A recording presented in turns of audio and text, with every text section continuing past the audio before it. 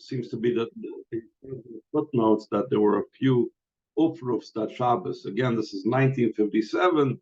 There weren't that many Bachrim, that many Chassanim, so it was like more unusual than in the later years where there could be Shabbosim where like every single Aliyah would be an ufruf.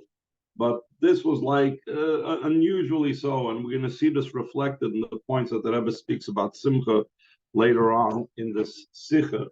I mean, the whole Sikha is going to be about Simcha, but we're going to see the connection with Chas and Kala also. So he says, the meaning of what it says, when Adar enters, we increase in Simcha.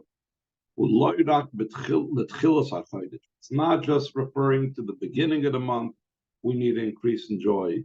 Or we need an increase in joy in the middle of the month. Rather, it's referring to all the days of the month. Also, the last days of the month, moving like it's understood from the expression that the Chazal used, Mishenichnas Adar. It says when Adar enters, and it just says Adar, not beginning of Adar, middle of Adar. Adar stam, just Adar. In that word Adar, it includes all of the days of the month of Adar. That in all of the days of Adar, we need an increase in joy. The Rebbe is going to bring further proof from another thing that the Gemara says. Like it's also understood from the continuation of the words in the Gemara when it speaks about the month of Adar. So it says, since the month of Adar is supposed to increase in joy, therefore, Bar Yisrael, the Jewish person, the Islay Dina Bahadir Nachri, that has a court case with a non-Jew, Limtze Nafshi Ba'adar the Barim Mazli, he should make himself available for the court case, for the court date in Adar, because Adar's mazel is strong. So again, it doesn't make any distinction when in Adar. Behind which is mazel for Adar. This idea is connected with the mazel of the month of Adar. Not to certain unique and specific dates. And the mazel of the month, every month has its own mazel. Mazel Dagim, there's mazel Tuleh. That's the lamb's mazel is in Nisan, the lion is in Av, etc. Every month has its own mazel, but it's the complete month. It's not just certain days of the month. It's in all of the days of the month equal. Therefore, it's understood that when the Gemara begins with increasing in joy in the month of Adar, it's not just the beginning of the month, the middle of the month when it's Purim, but the entire month. And another point that Rebbe is going to bring, as we see, Ubalosh Nakosov, like the expression in the pasuk in Megillas Esther, it says, "Va'achodesh Hashem Nepa," and the month that was turned over. Hainu, this means Sha'inin the Benapichu. The idea that it got turned over is Zohi Sibas Asimcha. That is the reason for the joy. What got turned over? It doesn't say that the 13th of the month of Adar got turned over. It says the month got turned over. It's a matter that's applicable to the entire month. That's also the reason for the custom. Other than the month of Adar, we make weddings even in the second half of the month. There is such a custom. The Rebbe these days say, in later years, the Rebbe said, we don't necessarily follow this custom in most months, but there was such a custom that in the first half of the month, where the moon is ascending towards fullness, that's when the custom was to make weddings, and not in the second half of the month. An exception to this custom was in the month of Adar.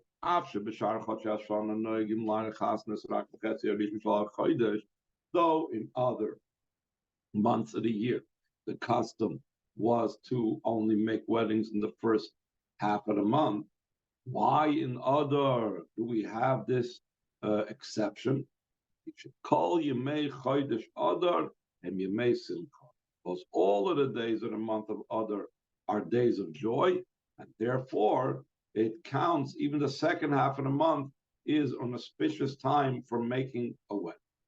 Okay, so once we've established that the idea of joy is something that applies to the entire month of Adar, even in the latter half of the month of Adar. So now the Rebbe is saying how or in what situation can such a joy take place?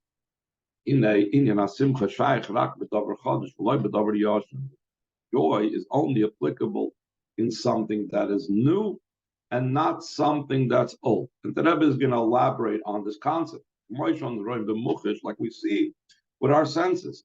Something that a person is in possession of for a long time, he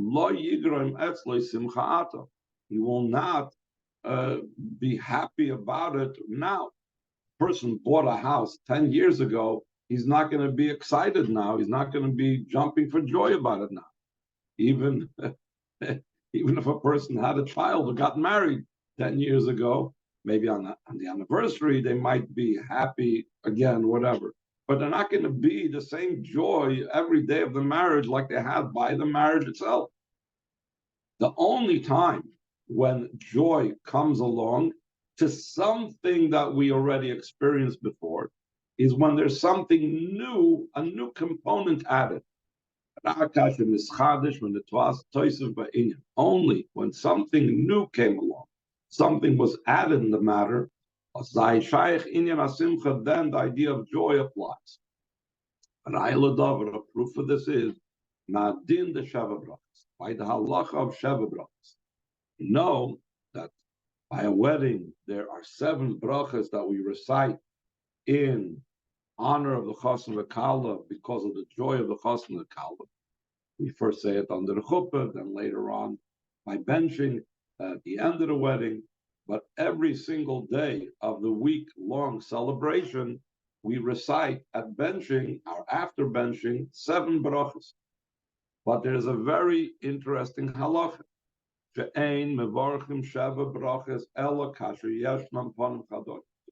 We only recite these 7 brachas only when there's a new face, a new guest over here. If it's the exact same people, let's say on Tuesday night for the Shabbat brachas that were there by the wedding on Monday night, then you're not going to have, you cannot recite the 7 brachas. Why?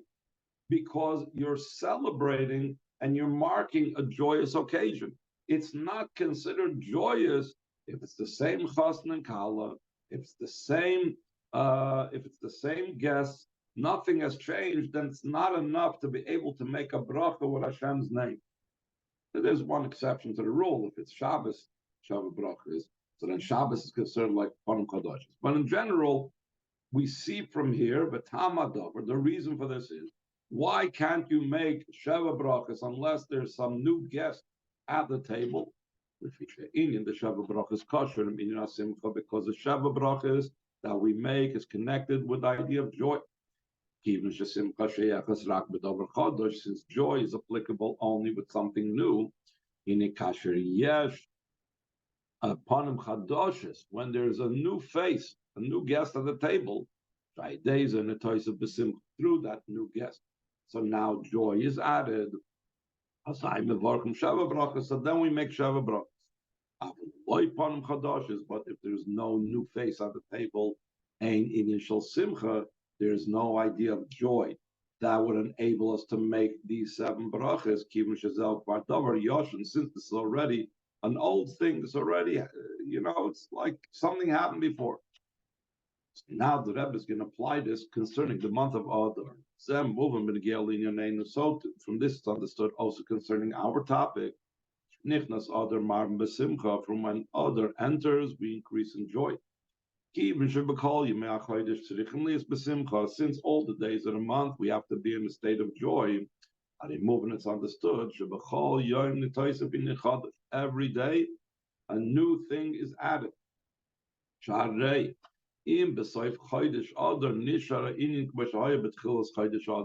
If at the end of the month of Adar it remains the same way how it was at the beginning of the month of Adar, so we already established You can't be joyous. Like Shaykh Shatia Simcha B'chol Chodesh Adar. It's not possible to have joy in the entire month of Adar. Even Shinizah, you got B'chil's Chodesh, since this was already there at the beginning of the month. Therefore, we must say, B'chol Yom V'Yom, every single day, Nimshechas Hamshacha Nailis B'Yoser B'Inyon Shel Chodesh Adar comes down something greater in the month of Adar. There's new Hamshacha, greater Hamshacha, V'Napechu in the transformative nature of the month of Adar, that Adar transforms everything, and which is Sivas HaSimcha, which is the cause of the joy. Even since in the month of Adar we need to draw this down from its concealed state to its revealed state. Therefore, therefore we have to be in a state of joy for all the days of the month. Why do we have to be in joy in all the days of the month? Because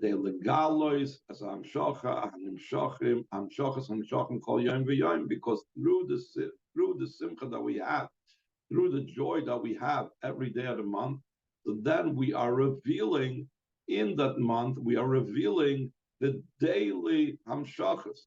So it's very interesting the way the Rebbe talks about it over here, that the simcha is the cause for those revelations. One could say that the simcha is a result of it. Here he's talking about the simcha being the cause of it. That's the meaning of what it says when Adar enters. We increase in joy. And in all the days of the month of Adar, we need to add an increase in joy. The Rebbe says in Yiddish, we have to continuously increase. This means the joy in the second day of the month of Adar has to be greater than the joy on the first day of Adar.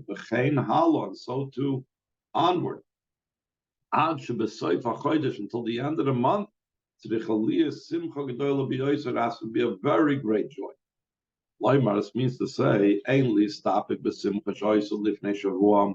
shouldn't be satisfied with the joy that we had a week ago, or to be satisfied with the joy that we had yesterday.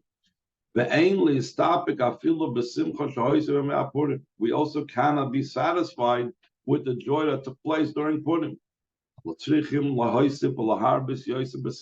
need to increase more so in joy,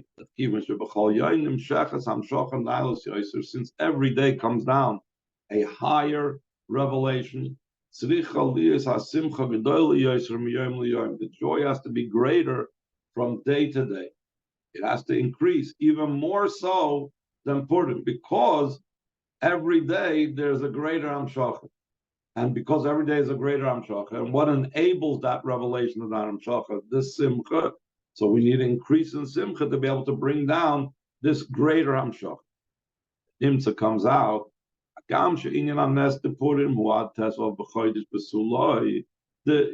the miracle of Purim is only till the 15th of the month and no further, because the Gemara speaks about, let's say, if a person, there are different days of the month where they could read the Megillah in a situation where they couldn't read it on Purim. But the last day of the month when you could read the Megillah, meaning marking and celebrating the Ness of Purim, is only the 15th of the month. After that, you can't read the Megillah in case you missed it.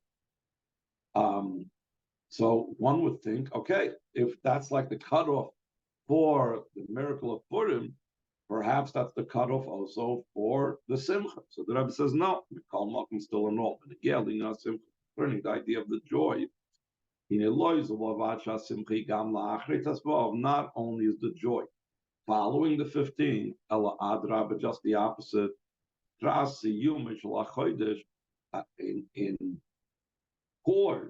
the end of the month, it is added and increased even more so in the idea of joy. So now that the Rebbe is going to address the question, what is the point of joy? What's the benefits of joy? The Rebbe says, "Nois Gimel Mao Goy Lachidish Binyan Simcha." What is the great novelty and uniqueness? What does Simcha bring to the table that we don't have without Simcha? So first of all, we know Simcha Peretzes Get.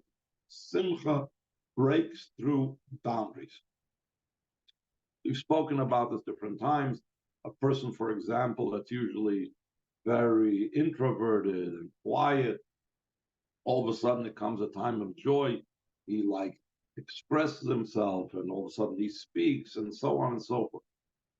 And this is true not just by human beings down here below, but really above, which is the result why it's down here below. Hein Lamaila, Simcha breaking through barriers and boundaries applies above in the spiritual realms. By days and Nimshach Gam Lamata, and through that comes down also down here below. Spatlin Kol Hagdoris Vagbol shall be Chukateva, that all the boundaries, all the limitations by the rules of nature cease to be when a person is in a state of sin. What does that mean? So he says very practically, behind this means even if for the laws and rules of nature, there's all types of obstacles and blockages. They cease through Simcha. And therefore, Simcha enables us to do things that we couldn't have done before. To such a degree, that we are able to fulfill all the mitzvahs of the Eibishter, even though beforehand we might have thought it's too difficult, it's too hard, yet still in all over here we're going to say, no, we're going to go ahead and do it. Why? Because Simcha breaks through the barriers and the obstacles that might hold us back from doing so. Fraten, especially a mitzvah that Simcha removes any obstacles to fulfill the first mitzvah of the Torah, mitzvah's prudavu, the mitzvah of being fruitful and multiply, marriage. There should not be any obstacles and delays and things that hold it back. In other places, it's explained that the entire idea of marriage is like completely illogical, because you're taking two people who are essentially strangers to each other, and not only that, but men and women are opposites of each other.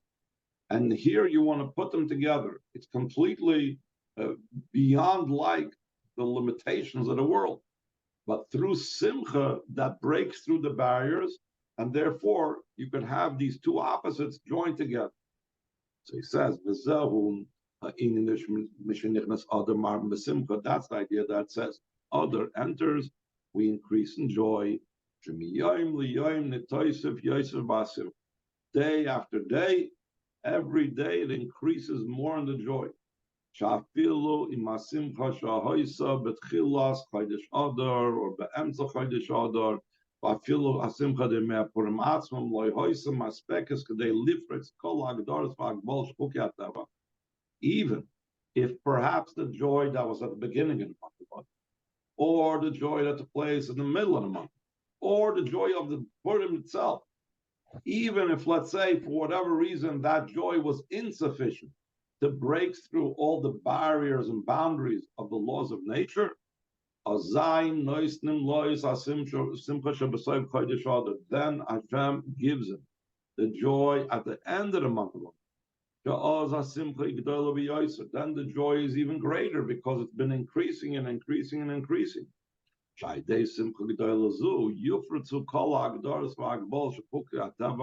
great joy, will break through all the boundaries and all the limitations and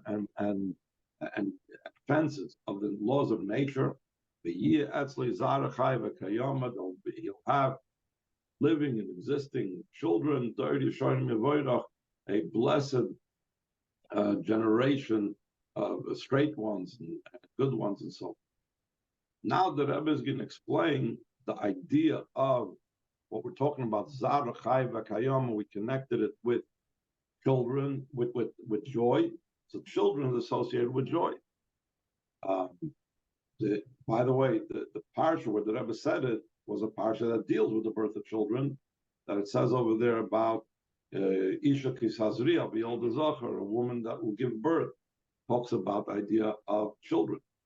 The Rebbe is going to talk about the association of joy, just like we spoke about joy with marriage and having children in the physical. The same thing joy has to do with spiritual children. The Rebbe says that we could add to this benu bas beruchnius, son and daughter in the spiritual realms. Hem ava v'yir. This is love and awe of Hashem. Love is considered the son, and awe is considered daughter. It corresponds to the level of the Er Anpin, that's the level of the son. Malchus, that's the feminine, that's the level of awe, like a melech. It brings about the idea of awe by the populace.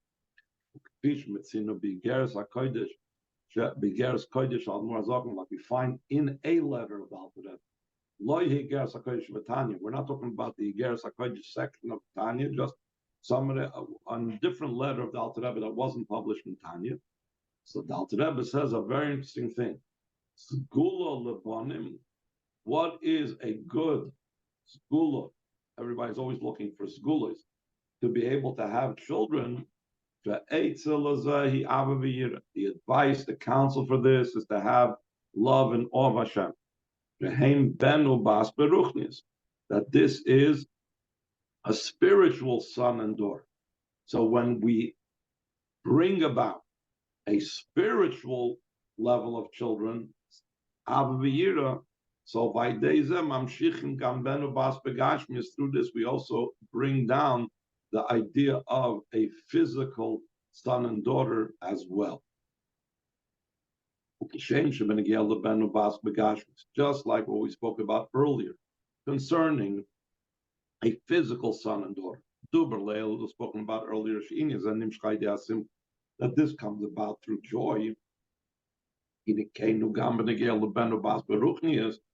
too is concerning the spiritual son and daughter, love and awe of Hashem.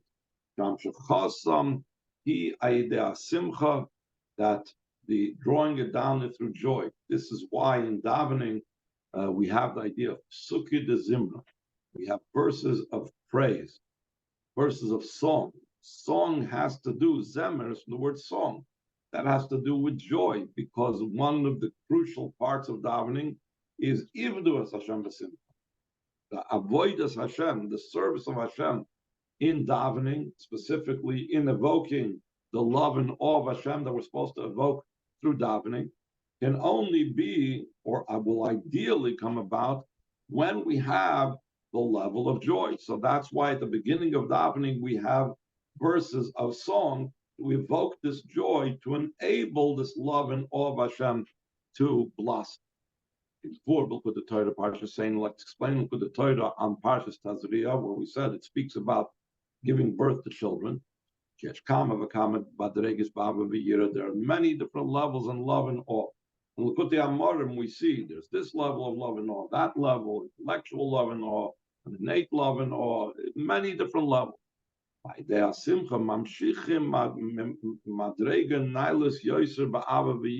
Through joy, we draw down a very high level in love and awe of Hashem. That's also the meaning of the pasuk, that you served Hashem your God with joy and gladness of heart from much of everything. Roiv koil, the concept of roiv koil, much of everything. Siddur says koyi al Gan Eden. It's referring to Gan Eden. Koil is the gematria of 50, referring to the 50 gates of Bina. We know that Gan Eden comes from the level of Bina, like it says, B'nahar yotzim Eden lahashkes lagan, that there's a river. Bina is like a river to the wellspring of Chachma, because it broadens the wellspring of Chachma. So Bina is the source, just like the Nahar went out to give, to irrigate Gan Eden. The same thing, Bina is what supplies the divine energy and the enjoyment and pleasure of Gan Eden. So that's Roiv Koil. That in Gan Eden, the neshamas are standing in a state of love and awe of Hashem. The the reason why the neshamas are in a state of love and awe of Hashem, I'm sorry, still in all, they avoid the besimcha, even though the neshamas in Gan Eden, even before they come down here, are in a state of love and awe, through the avoid and joy, especially down here, is misalis on Hashem madregen niles the avir yoiser ma'avir shmegan Eden. The neshama rises up to a higher level in love and awe of Hashem, more so than the love and awe that's in Gan Eden. That's why it says, more than Roiv Koil. Joy brings it, that should be even a higher level than Gan Eden. How come? What is it about joy that enables us to reach even a higher level of love and awe of Hashem? The reason for this is, the Neshama in Gan Eden still retains some of its ego, because when you have, in general, love can only be when you care about yourself. So therefore, what you love matters to you as well. So therefore, in Gan Eden, there's still a sense of self and ego, and therefore it's limited. This is also seen from the exact expression of the Chazal, said that the neshamas in Gan Eden are sitting and are deriving pleasure from the ray of the Shechin. Why does it use the word sitting? Especially since we know they have no body. So literally sitting is not applicable. So what's the inner message and the inner idea of sitting? Yoishvin Daika, specifically sitting, indicates the Hainu Bisyashus. That means they're settled. They're not going out of themselves. They still have their own limitations. As opposed to the joy of Torah mitzvahs, Nasas on the Neshama, the Neshama reaches a state of being completely and totally nullified, because Torah mitzvahs is a state where a person does not serve with their ego. Love involves ego. Torah mitzvahs, the ideal, especially when one does it with joy, it's not about self, it's only about Hashem. True joy, like we had in other places, other times that we learned about this topic, can only be when we put ourselves on the side, because as long as ourself is mixed into the equation, you cannot have true joy. So when we have joy down here, we reach even a higher level of love and awe that we couldn't reach even in Gan Eden. Therefore, avoida b'sumcha to levov, the avoida with joy and gladness of heart, nihilus yoiser my mind in the matzav shebegan Eden b'roiv koil. It's even higher than the state and situation of Gan Eden from much of everything. Imtza comes out through the idea of joy. We draw down son and daughter, both types of son and daughter. Both the spiritual son and daughter, which is love of Hashem and awe of Hashem, and also physical son and daughter come about through joy. Living and surviving and children. I say the Rebbe continues. From the joy of the month of Adar,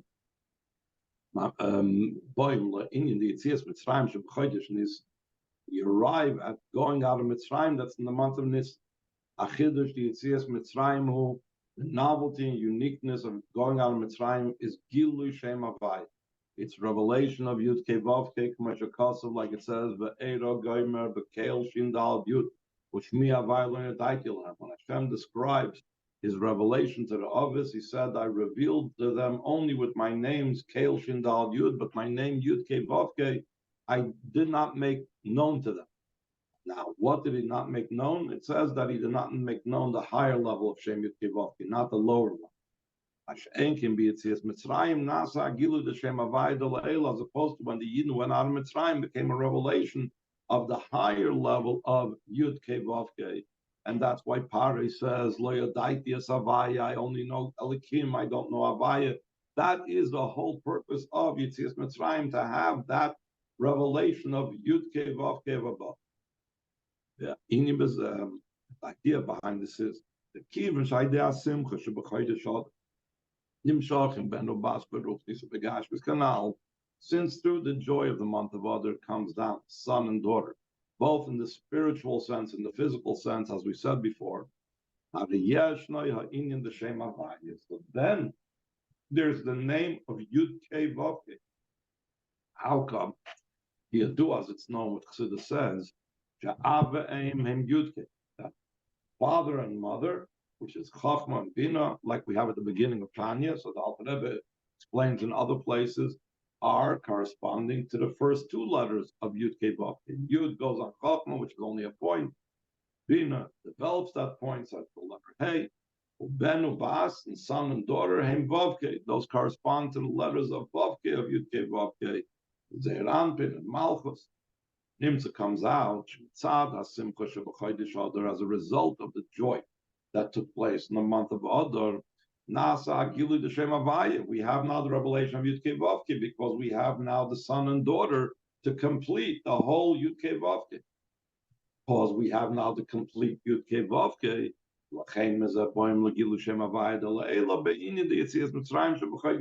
Therefore, we come from this to the revelation of the higher level of Yud Kei Vavke in the going out of Mitzrayim. That's in the month of Nisan.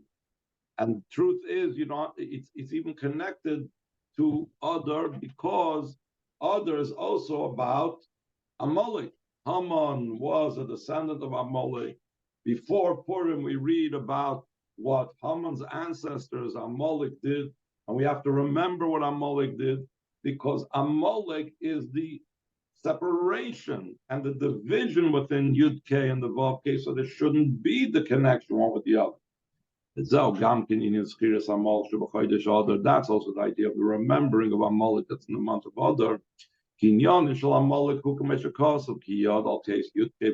Amalek's idea is that Hashem swore on his throne of Yudke. So it says, the Chazal derived from that. Why doesn't it say, Ki Yod al Kisei Yudke Vavke? Because it says, Ein HaKisei Shalom, but Ein Hashem Shalom, Ad She Moches Ari Shalom Melech. That Hashem's throne is incomplete. That's why it says case without the aleph, and his name is incomplete. It says Yud-K without a Vav-K, until Amalek is eradicated. Why? Amalek, Chassidus explains, conceals and makes a cutoff between the Yud-K and the Vav-K. It's explained to Chassidus that Amalek is about pulling the person off, meaning that even though a person intellectually may understand how great Hashem is, the midos won't follow along. He's cooled off. Amalek is Yedeus Rabbeinu. Chassidus says he knows his maker, so he has the knowledge, he has the intellectual awareness. But he doesn't allow it to come down to the emotions and act appropriately. So Amalek cuts off the Yud-K to the Vav-K. How do we counter that? So we said that Simcha enables Ava V'Yira. But through the joy of the month of Adar, we draw down the son and daughter. That means it comes down from the Yud-K to the Vav-K. That's the opposite of the idea of Amalek. I know this means the great joy that's in the final day of Adar. Gives the empowerment and the assistance to draw down the redemption of the month of Nisan. The final day of Adar. That final joy brings us into the redemption of the month of Nisan. That in the month of Nisan we were redeemed in the past, and like we were just speaking about the last few Shiurim, and we will be redeemed in the future. Mashiach will come and redeem us in this. Why is that so? The joy that's in the month of Adar, especially and particularly in the final day of the month of Adar. That says it's Gidrei HaGolus. It breaks through the barriers of the Golus. Mebias ha'geula, ha'shlema v'ha'mitis, brings the complete and true redemption. Through Mashiach Tzidkeinu, shenamar boy, that it says concerning Mashiach, Allah ha'poiritz lefneihem, that the one that breaks through will go before them. So again we see the geula associated with breaking through boundaries, and breaking through boundaries is through Simcha. He will lead us upright, standing upright to our land, Bekar of Mamish, soon Mamish.